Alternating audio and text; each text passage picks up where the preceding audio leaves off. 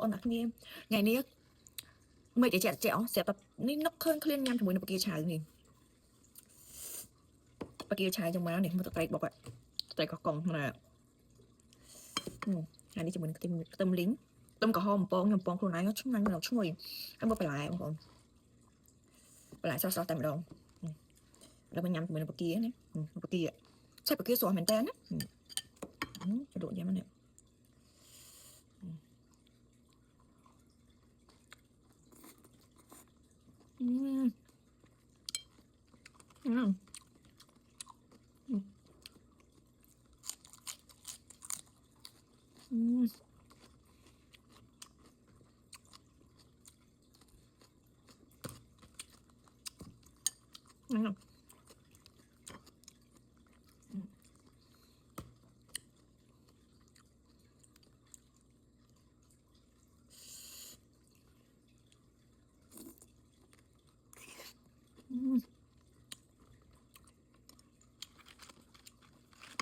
chanh mónបងប្អូននិយាយចាច់បកាក្នុងផ្អែមហើយក្នុងជាតិហ្មងនេះ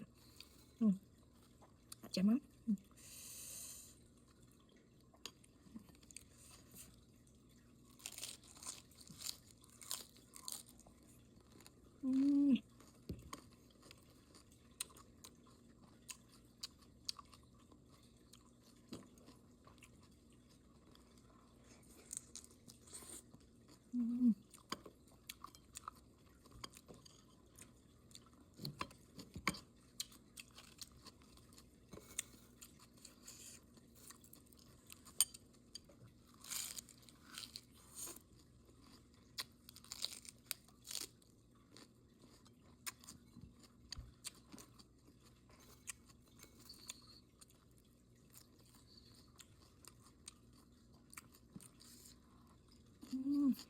Rực mónបងប្អូន